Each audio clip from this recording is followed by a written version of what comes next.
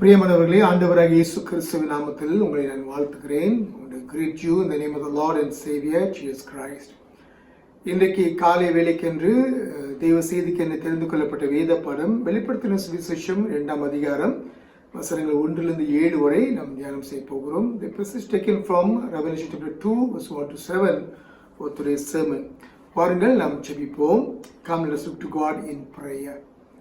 நல்ல ஆண்டவரே, இந்த காலை நேரத்துக்காக நன்றி செலுத்துகிறோம். ஆண்டவர், எங்களோடு கூட பேச நாங்கள் ஜெபிக்கிறோம். எங்களுடைய சிந்தனைகள், இருதயத்தை நாங்கள் திறந்து கொடுக்கிறோம் உங்களுடைய வார்த்தையை பெற்றுக்கொள்வதற்கு. Father God, I want to thank you for this morning. Lord, we pray that you will speak to us and minister to us through your word, O Lord. We open our mind, our heart to receive your word. Speak to us, O Lord. பேசும் ஆண்டவரே. இயேசுவின் நாமத்தில் ஜெபிக்கிறோம் எங்கள் நல்ல பிதாவே. ஆமென்.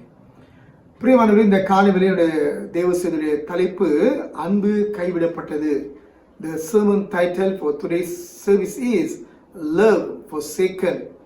பிரியமான, நம்முடைய ஆதி அன்பு எவ்விதமாக இருக்குது என்பதை நாம் சற்று ஆராய்ந்து பார்க்கிறவர்களாக நீங்கள் நானும் இருக்க வேண்டும். Churches do get closed for various reasons, but they are want first. சபைகள் அநேக விதமான காரணத்தினால் மூடப்படுகிறது. ஆனால் அதற்கு முன்பதாக எச்சரிப்புகள் சபைகளுக்கு கொடுக்கப்படுகிறதாக இருக்கிறது. See, all the 7 churches in Revelation chapter 2 and 3 were literal churches. நீங்கள் வெளிப்படுத்துகிற சுவிசேஷத்திலே 2-3ஆம் அதிகாரத்தை பார்க்கும் பொழுது இந்த 7 சபைகளும் அங்கே காணப்பட்ட ஒரு சபைகளாக காணப்படுகிறது என்பதை நீங்கள் பார்க்கலாம். See, none of the 7 churches in Asia or Turkey exist anymore. இந்த 7 சபைகளும் துருக்கி ஏசியாவில் இருக்கிற இந்த சபைகள் இப்பொழுது காணப்படவில்லை, இல்லை என்று நாம் பார்க்கலாம்.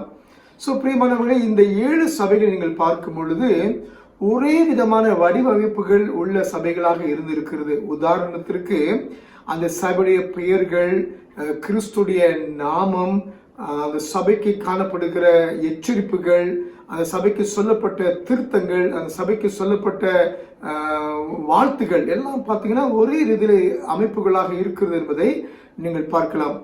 So we find that there is a clear format followed in all the 7 churches. For example, a church's name, Christ's title, or compliment or praise, complaint, correction, and compensation. So such a clear format was followed in all these 7 churches. இந்த 7 சபைகளிலும் கூட ஒரு சரியான வடிவமைப்புகள் காணப்படுவதை நீங்கள் பார்க்கலாம்.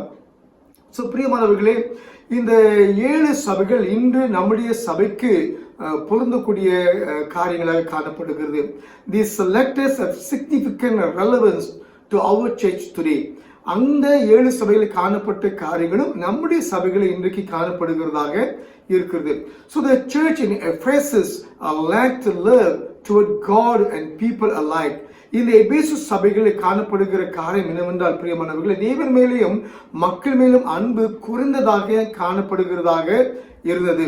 So பிரியமானவர்களே, இப்படிப்பட்ட சபைகள் இந்த காலகட்டங்களில் அந்த காலகட்டங்களே இல்லாமல் போகிறது என்பதை நீங்கள் பார்க்கலாம். So any church without love for God and people has no right to exist because it has ceased to be a church.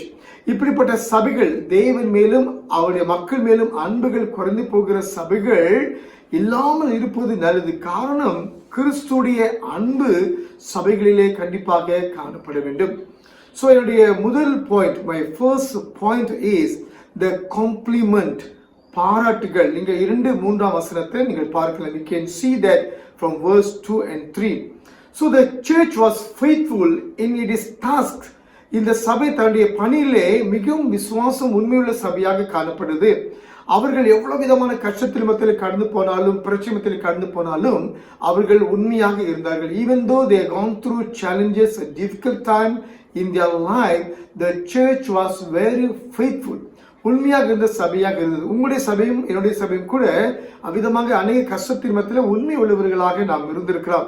இன்றைக்கு இந்த காலகட்டங்களை பாருங்க, இந்த பேண்டமிக் காலத்தில் நம்முடைய சபைகள் எவ்வளவு உண்மையாக நம் ஆண்டவரை ஆராதிக்கிறோம். அவ்விதமாக இந்த எபேசு சபையும் கூட உண்மை உள்ளவர்களாக இருந்தார்கள். So we learn that the Christian must work hard for Christ. கிறிஸ்தவர்கள் ஆண்டவருக்கு உண்மையாக பணி செய்கிறவர்களாக நாம் இருக்க வேண்டும் என்று நாம் கற்றுக்கொள்கிறோம். Where physical work is not possible, toiling in prayer can be done. ஒருவேளை நாம் வெளியரங்கமாக நாம் ஆராதிக்க முடியவில்லை என்று சொன்னாலும் கூட ஜெபத்திலே நாம் அதிக நேரத்தை நாம் செலவழிக்க முடியும் பிரியமானவர்களே. சோ இந்த சபையானது உண்மைத்துவத்தை அவர்கள் அதிகமாக பிடித்துக் கொண்டவர்களாக இருந்தார்கள், அல்லது உண்மை அதிகமாக கைப்பற்றினவர்களாக அவர்கள் இருந்தார்கள் என்று சொல்லி நீங்கள் பார்க்கலாம். பவுல் இந்த சபையை கூட அவர் எச்சரித்தார் என்பதை நீங்கள் அப்போஸ்தலர் 20ஆம் அதிகாரம் 29ஆம் வசனத்தை நீங்கள் பார்க்கிறவர்களாக இருக்கிறீர்கள். நீங்கள் வாசித்து பார்ப்பீங்கன்னால் பவுல் இந்த திருச்சபைக்கு ஒரு எச்சரிப்பை அவர் கொடுக்கிறவராக இருந்தார். Paul warned this church in Acts chapter 20 verse 29. He gave warning to the Ephesus church. So the church was upholding the truth. The சபை உண்மையை அதிகமாக பிடித்தவர்களாக இருந்தார்கள். So the church was careful to observe the teachings of the scripture. வேதத்தின் அடிப்படையில் சொல்லப்படுகிற காரியங்கள் இந்த சபை அதிகமாக உண்மையாக பின்பற்றின ஒரு சபையாக காணப்பட்டது. நம்முடைய சபை கூட சரி அநேக நேரத்தில் வேதத்தில் சொல்லப்படுகிற காரியங்களை பின்பற்றுகிற சபையாக நாம் இருக்கிறோம். So as a result, they tested people and found some to be liars. இதுக்கு வருகிற பதில் என்ன என்று சொன்னால், அநேகர் அவர்கள் கண்டுபிடித்தார்கள், சபையிலே பொய் சொல்லுகிறவர்களை கண்டுபிடித்தவர்களாக இருந்தார்கள். காரணம், அவர்கள் வேதத்தின் அடிப்படையிலே நடந்ததினாலே அநேக விதமான தவறுகளை சபைகளை கண்டுபிடித்தவர்களாக இருந்தார்கள். The church was so careful to observe the teaching of scripture, therefore they found the liars in the church. சபையிலே பொய் சொல்லுகிறவர்களே அல்லது சபையிலே குற்றம் செய்கிறவர்கள் கண்டுபிடித்தவர்களாக இருந்தார்கள். So the church at that point of time was also enduring challenges and tests of different sorts. அந்த காலகட்டங்களில் இந்த சபை அநேக விதமான சவால்களை சந்தித்தார்கள். அதே நேரத்தில் அநேக விதமான பரீட்சையின் மத்தியிலே, சோதனைகள் மத்தியிலே அவர்கள் கடந்து சென்றவர்களாக இருந்தார்கள். சோ இந்த காலகட்டங்களில் சபைகள் நாங்கள் என்ன செய்ய வேண்டும், எங்களுக்கு வேற வழி இல்லை என்று அவர்கள் சொல்லவில்லை. ஆனால் எல்லா சவால்களையும் இந்த எபேசு சபை சந்தித்தவர்களாக இருந்தார்கள். So in the face of difficult situation, they were not saying what to do. We have no choice. They never say that. அதை அவர்கள் சொல்லவில்லை. ஆனால் இந்த சூழ்நிலை அவர்கள் எல்லாவற்றையும் கடந்து போனவர்களாக இருந்தார்கள். அவர்கள் அந்த சவால்களை, அந்த பிரச்சனைகளை அவர்கள் சந்தித்து அதை ஏற்றுக்கொண்டவர்களாக இருந்தார்கள். இன்றைக்கு நம்முடைய காலகட்டங்களில் கூட, நம்முடைய சபையில் கூட அநேக சவால்களை சந்தித்து நாம் அதை ஏற்றுக்கொண்டவர்களாக நாம் இருக்கிறோம். சோ ஆண்டவர் நம்முடைய சபையை குறித்து வாழ்த்துகிறவராக இருக்கிறார். So God is praising about our church, that we are toiling on, that we are enduring. நாம் எல்லாவற்றையும் சந்திக்கிறவர்களாக, நாம் சவால்களை மேற்கொள்ளுகிறவர்கள் இருக்கிறோம் என்று சொல்லி ஆண்டவர் உங்களுடைய சபையை வாழ்த்துகிறவராக இருக்கிறார்கள். So we must not run away from the test that we face in this country. இந்த தேசத்திலே நாம் கடந்து செல்கிற எல்லா விதமான சோதனைகளும் அல்ல சவால்களை நாம் விட்டு ஓட முடியாது. அதை நாம் சந்திக்கிறவர்களாக நாம் இருக்கிறோம். ஈவன் இன் அவர் ஃபேமிலி, நம்முடைய குடும்பத்திலே கூட we are facing a lot of challenges. We cannot run away from all the challenges that we are facing today. நாம் சந்திக்கிற எல்லா சவால்களும் ஓட முடியாது, ஆனால் அதை மேற்கொள்ளுகிறவர்களாக நாம் மாற வேண்டும். So we need to stay on and face the challenges courageously and with the faith in God.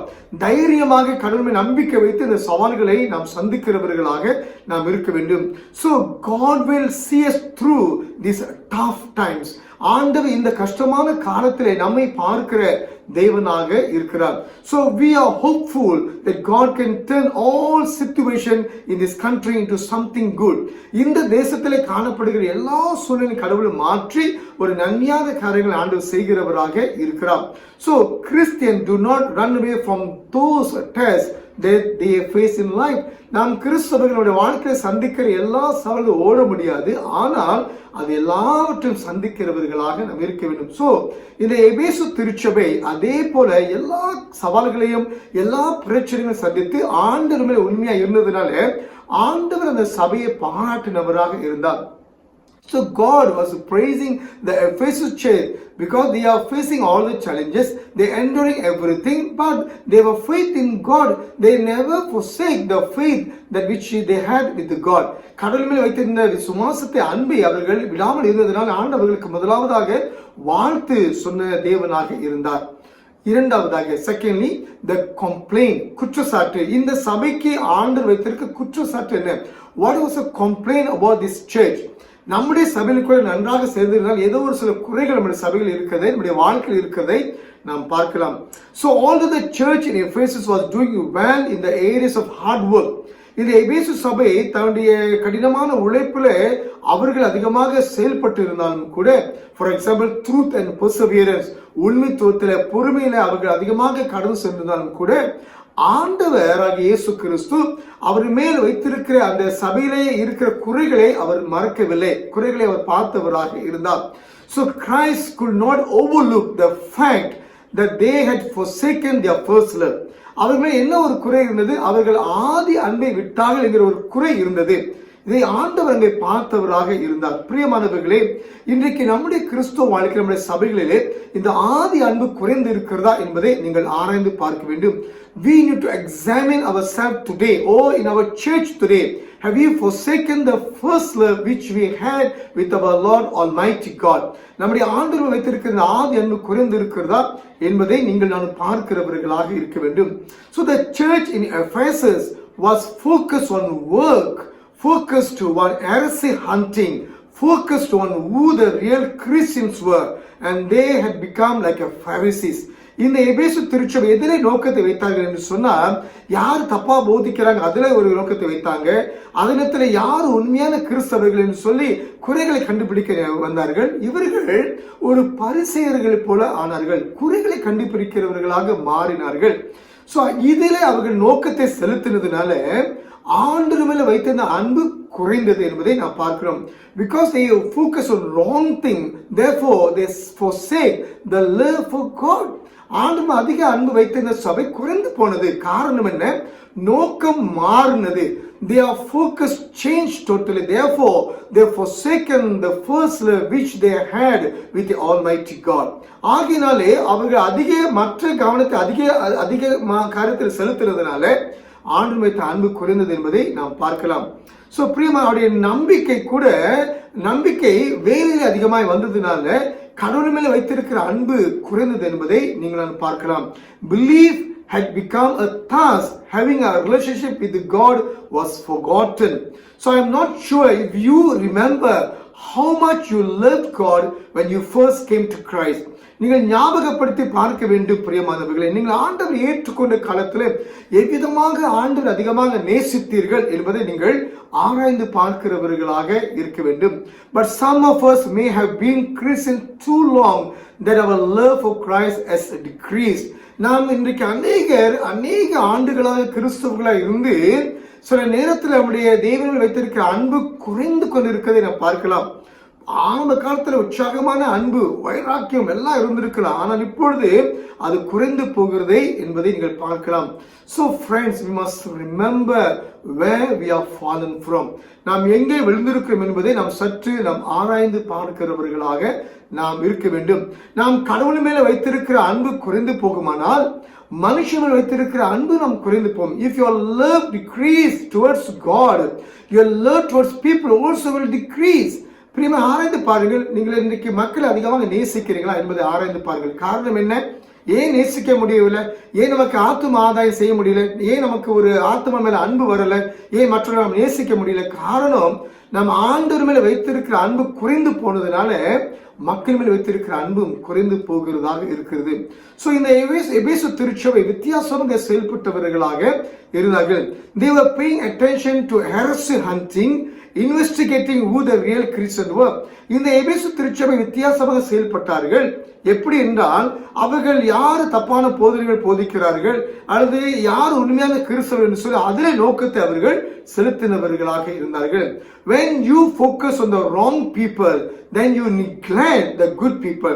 நீங்கள் தப்பான மக்கள் மேலே நோக்கத்தை வைப்பீர்களானால் நல்ல மக்கள் மேலே நோக்கத்தை வைப்பதை நாம் தவிர்த்து விடுவோம் பிரியமானவர்களே. Also, when we are not focused on God, then we are not focused on people either. நாம் தேவன் மேலே நோக்கத்தை வைக்கவில்லை என்று சொன்னால் மக்கள் மேலும் நாம் நோக்கத்தை வைக்க முடியாது. இன்றைக்கு ஏன் நாம் மக்கள் மேலே அன்பு செலுத்த முடியவில்லை, நோக்கத்தை வைக்க முடியவில்லை என்று சொன்னால் நம்முடைய நோக்கத்தை நாம் தவறாக வைத்திருக்கோம். ஏன்னா நம்முடைய நோக்கம் ஆண்டவர் மேல இல்லைங்க, மற்ற குறைகளை கண்டுபிடிக்கிற நோக்கத்தை வைத்திருக்கிறோம். தவறை கண்டுபிடிக்க நோக்கத்தை வைத்திருக்கிறதுனால கடவுள் மேலே நாம் அன்பு செலுத்த முடியாத நிலைமையில இருக்கிறது. மூன்றாவதாக, thirdly, the correction, திருத்தம். வசனங்கள் 5-7 நீங்கள் பார்க்கலாம். So the Lord tells the church to remember. ஆண்டவர் சபைக்கு என்ன சொல்லுகிறார், நீங்கள் ஞாபகப்படுத்தி பாருங்கள், நினைவு கூறுங்கள் என்று சொல்லி ஆண்டவர் நமக்கு சொல்லுகிற தேவனாக இருந்தார். The first step to correction is to realize that something has gone wrong. நம்முடைய தவறை நாம் அறிந்து கொள்வதற்கு என்ன நாம் உணர்ந்து கொள்ள வேண்டும் என்றால், ஏதோ ஒரு காரியம் நடந்திருக்கிறது. இந்த திருத்தத்துக்கு முதல் படி எதுவென்றால், ஏதோ ஒரு தவறு நடந்திருக்கிறது என்பதை நாம் உணர்ந்து கொள்ள வேண்டும். நம்முடைய வாழ்க்கையில ஏதோ ஒரு தவறு நடந்திருக்கிறது என்பதை நாம் உணர்ந்து கொள்ள வேண்டும். So we need to compare our present love for the Lord with that of the past. நாம் இன்றைக்கு எதை நாம் ஆராய்ந்து சோதித்து பார்க்க வேண்டும் என்றால், கடந்த காலத்தில் இருக்கிற அன்பும் இந்த காலத்தில் இருக்கிற அன்பும் ஒரே விதமாக இருக்கிறதா என்பதை நீங்கள் ஆராய்ந்து பார்க்க வேண்டும். I want to emphasize again here, we need to compare our present love for the Lord with that of the past. இன்றைக்கு இருக்கிற அன்பும் கடந்த காலத்தில் தேவன் இருந்த அன்பும் ஒரே அளவில் இருக்கிறது என்பதை நீங்கள் ஆராய்ந்து பார்க்கிறவர்களாக இருக்க வேண்டும். Then we must repent. To repent is to admit that I am wrong and be sorry for the wrong done. இந்த மனம் திரும்ப சொல்லி பார்க்கும் பொழுது, நான் தவறு செய்திருக்கேன் உணர்ந்து அதை அறிந்து கொள்ளும் போதுதான் நாம் மனம் திரும்ப முடியும். பிரியமானவர்களே, நாம் என்றைக்கு நாம் தவறு செய்திருக்க நாம் உணரவில்லையோ நாம் மனம் திரும்ப முடியாது. We must repent, and how we can repent? We must realize the mistake we have done, the wrong we have done. நாம் செய்திருக்கிற தவறுகளை நாம் உணரும் பொழுதுதான் நாம் மனம் திரும்ப முடியும். பிரியமானவர்களே, so the call here is to turn away from our lack of love for God and His people. இதை நாம் எதிலே மனம் திரும்ப வேண்டும் என்றால், நாம் எதிலே நாம் திரும்ப வேண்டும் என்று சொன்னால், கடவுள் மேல வைத்திருக்கிற அன்பிலும் மக்கள் மேல வைத்திருக்க அன்பும் குறைந்திருக்குமானால் அதிலிருந்து நாம் என்ன செய்ய வேண்டும், நாம் திரும்புகிறவர்களாக நாம் இருக்க வேண்டும். Then comes the word repeat. Repentance must lead us to do something. மனம் திரும்ப நம்ம எதை வழிநடத்த வேண்டும் என்றால், ஏதோ ஒரு காரியம் செய்வதற்கு நாம் அதை வழிநடத்துக்குள்ளாக கொண்டு வர வேண்டும். Repeat comes after repentance. இந்த மனம் திரும்பின பிற்பாடு பிரியமானவர்களே, நாம் மறுபடியும் செய்கிற காரியத்தை நாம் செய்வோம். அப்படி என்றால் மறுபடியுமாக தேவன் மேலே நாம் அன்பு கூறுகிறவர்களாக நாம் இருப்போம். சோ இன்றைக்கு நாம் ஆராய்ந்து பார்க்க வேண்டும், நாம் உண்மையாக மனம் திரும்பின பொழுதுதான், நாம் எங்கேயாவது விழுந்திருக்கிறோம் என்று மனம் திரும்பும் பொழுதுதான் மறுபடியுமாக ஆண்டவருக்கு செய்ய வேண்டிய காரியங்களை நாம் செய்ய முடியும். For example, love towards God, love towards people, and the way we serve God. See, those days we serve God wholeheartedly. முழு இருதயத்தோடு ஆண்டவருக்கு நாம் சேவை செய்தோம். We had a great zeal. ஆண்டவருக்கு ஒரு பெரிய ஒரு வைராக்கியம் நமக்கு இருந்தது. இன்றைக்கு அது நமக்கு இருக்கிறது என்பதை நாம் ஆராய்ந்து பார்க்க வேண்டும். பிரியமானவர்களே, then we need to work at restoring our fellowship with God in its original state. அதற்கு பிற்பாடு நாம் தேவனோடு வைத்திருக்கிற அன்பிலே மறுபடியுமாக ஒரு மீட்பை நாம் கொண்டு வர வேண்டும். பிரியமானவர்களை, நாம் மனம் திரும்பும் பொழுதுதான் அதை மறுபடியுமாக நல்ல காரியத்தை மறுபடியும் நாம் செய்ய முடியும். இப்போ மனம் திரும்பின பிற்பாடுதான் ஒரு மனுஷனை போய் என்ன செய்வோம், ஐயா நீ மன்னிச்சு நம்ம கேட்போம். அதே போல நாம் மனம் திரும்பின பிற்பாடு எங்கிருந்து விழுந்திருக்கிறோம் என்று மனம் திரும்பின பிற்பாடு நாம் முன்பு செய்த காரியத்தை மறுபடியும் நாம் செய்ய முடியும். அதே போல மற்ற மனுஷனுக்கு நம்ம காரியங்கள் செய்ய முடியும். ஆண்டவருக்கு மாத்திரமல்ல, மனுஷங்களுக்கு செய்ய முடியும். So we need to restore our fellowship with God to its original state. அதே நிலைமைக்கு நாம் மறுபடியும் கொண்டு வருகிறவர்களாக நாம் இருக்க வேண்டும். So the Lord wants the church that it does not restore its love for God and people, they will be removed. So ஆண்டவர் இந்த சபைக்கு என்ன எச்சரிப்பு கொடுக்கிறார் என்று சொன்னால், அவர்கள் மறுபடியும் ஒரு சீரமைப்புக்குள் வரவில்லை என்று சொன்னால், கடவுள் மேலும் மக்கள் மேலும் அன்பு அவர்கள் மறுபடியும் கொண்டு வரவில்லை என்று சொன்னால், அந்த சபை அங்கிருந்து நீக்கப்படும் என்று சொல்லி அங்கே சொல்லுகிறதாக இருக்குது என்பதை நீங்கள் ஆண்டவராக தேவன் இந்த இடத்துல சொல்லுகிறதை நீங்கள் நானும் பார்க்கலாம். பிரியமானவர்களே, so a church where love for God and people ceases is not a church anymore. எந்த ஒரு சபை ஆண்டு மேலும் மக்கள் மேல் அன்பு குறைந்து போகிறதோ அது ஒரு சபையாக இனி இருக்க முடியாது. பிரியமானவர்களே, it is no more a place where Christ's love expressed visibly. கடவுளுடைய அன்பு வெளியரங்கமாக அங்கே என்ன செய்ய முடியாது, வெளிப்படுத்த முடியாது. காரணம் என்னவென்றால் அந்த சபையிலே அன்பு இல்லை. பிரியமானவர்கள், அப்படிப்பட்ட சபைகள் இருந்து என்ன பிரயோஜனம்? இன்னைக்கு நம்முடைய சபைகளே தேவன் மேல வைத்திருக்க அன்பு இல்லை என்று சொன்னால் நம்முடைய சபை இருந்து பிரயோஜனம் இல்லை. காரணம், கிறிஸ்து சபைக்காக தன்னுடைய ஜீவனை கொடுத்தார். Christ gave his life for the church, for you and me. So if Christ loved the church so much, therefore he gave his life. ஆண்டவர் சபையும் உங்களை அதிகமாக நேசித்ததுனால தன்னுடைய ஜீவனை கொடுத்தார்.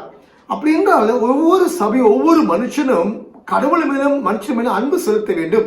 அது குறைந்து இருக்குமானால் நாம் மறுபடியும் மனம் திரும்பி தேவன் பக்கமாய் நாம் திரும்பும் பொழுது ஆண்டவர் நம்முடைய சபையிலே பிரதான காரியங்களை அவர் செய்கிற தேவனாக இருக்கிறார். சோ பிரியமான 3 காரியங்களை நீங்கள் இந்த காலையில் நினைவு கூற வேண்டும். முதலாவதாக ஆண்டவர் நம்மை பாராட்டுகிறார். 3 things you must remember this morning. First, God is giving us a compliment, or God is praising about our church that we are doing so many good things. நம்ம அநேக நல்ல காரியங்கள் செய்கிறோம், கடவுள் மேல் அன்பெல்லாம் இருந்தது என்று சொல்லி ஆண்டவர் நம்மை வாழ்த்துகிறார்.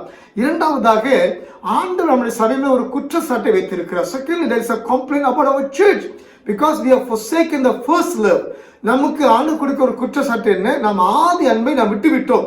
இன்றைக்கு நீங்கள் ஆதி அன்பை விட்டு விட்டீர்கள் என்றால் அதில் நீங்கள் மனம் திரும்ப வேண்டும். And the third was a correction. நாம் என்ன செய்ய திருத்தங்களை செய்ய வேண்டும். இன்றைக்கு நாம் திருத்தங்களை செய்ய வேண்டும். நம்முடைய வாழ்க்கையில அந்த கரெக்ஷனை கொண்டு வர வேண்டும். எங்கெல்லாம் தவறு செய்திருக்கிறோமோ அங்கேருந்து ஒரு கரெக்ஷன் நாம் கொண்டு வர வேண்டும். ஆதி அன்பை விட்டு விட்டோம் என்றால் ஆதி அன்பை கொண்டு வர வேண்டும். ஜெபத்தை நாம் விட்டு விட்டோம் என்றால் ஜெபத்தை நாம் கொண்டு வர வேண்டும். வேத வாசிப்பை விட்டு விட்டோம் என்றால் வேத வாசிப்பை கொண்டு வர வேண்டும். We need to correct ourselves today. If we have forsaken the first love towards our God, we must remember where we fallen from and come back to the original place or original state. அதே நிலைமைக்கு நாம் வருகிறவர்களாக இருக்க வேண்டும். நீங்கள் ஆரம்ப காலத்தில் உற்சாகமாக ஊழியம் செஞ்சீங்க, அதை மறுபடியும் செய்யுங்க. ஆரம்ப காலத்துல ரொம்ப அதிகமாக ஜனங்களை நேசிச்சீங்க, அதை மறுபடியும் செய்யுங்க. ஆரம்ப காலத்தில் அதிகமாக ஜெபித்தீங்க, அதை மறுபடியும் செய்யுங்க. ஆண்டவர் அதை அதிகமாக விரும்புகிற தேவனாக இருக்கிறார். முடிவாக பிரியமானவர்களே, in my conclusion, different churches die because of different reasons. வித்தியாசமான சபைகள் வித்தியாசமான காரணத்துக்காக அந்த சபைகள் செத்து போகிறது. பிரியமானவர்களே, I do not know why many churches in London closed.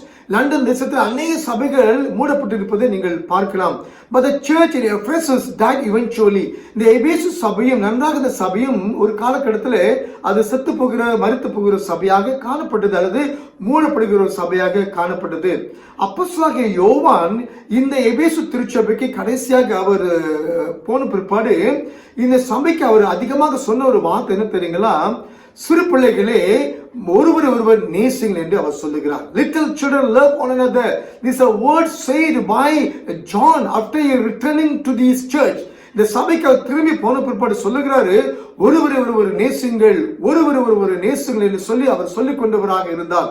The apostle John repeatedly said to this church in Ephesus, little children love one another. Little children love one another. ஒருவர் நேசிங்கள் என்று சொல்லி அவர் சொன்னவராக இருந்தார். பிரியமானவர்களே, இன்னைக்கு நீங்கள் ஆண்டவரை நேசிக்க வேண்டும், ஒருவரும் நேசிக்க வேண்டும். அதுதான் ஆதி அன்பு. ஆதி நாம் அநேகர் மேல எவ்வளவு அன்பு வைத்திருந்தோம், ஆண்டவர் மேல எவ்வளவு அன்பு வைத்திருந்தோம், அதை மறுபடியும் செய்ய முடியாத ஆண்டவர் அளிக்கிறார். அன்பு மாத்திரமல்ல, ஊழியங்கள் மற்றும் பல காரியங்கள் நீங்கள் செய்திருக்கிறீர்கள், அதை மறுபடியும் செய்யுங்கள். Not only the love, but you have done so many things in the beginning. So many things you have done in the beginning. Do it again. மறுபடியும் அதை செய்யுங்கள் என்று சொல்லி ஆண்டவர் உங்களை இன்றைக்கு அழைக்கிற தேவனாக இருக்கிறார். பிரியமானவர்களே, இன்னைக்கு சபை எப்படி இருக்க வேண்டும் என்று நாம் தீர்மானம் எடுக்க வேண்டாம். ஆண்டவர் நினைக்க வேண்டும் நம்முடைய சபை எப்படி இருக்க வேண்டும் என்று சொல்லி ஆண்டவருடைய தீர்மானத்தின்படி நம்முடைய சபை நடக்க வேண்டும். பிரியமானவர்களே, let us be a church that God wants us to be. Let us be a church that God wants us to be. ஆண்டவர் எப்படி விரும்புகிறாரோ அப்படிதான் நம்முடைய சபை இருக்க வேண்டுமே தவிர நாம் இருக்கிற விதமாக நம்முடைய சபை இருக்கக்கூடாது. பிரியமானவர்களே, ஒரு சபையில பொருளாதாரம் எவ்வளவு விசேஷமாக இருப்பது முக்கியமல்ல, ஒரு சபையில எவ்வளவு அங்கத்தினர்கள் இருக்கிறார் என்பது முக்கியமல்ல.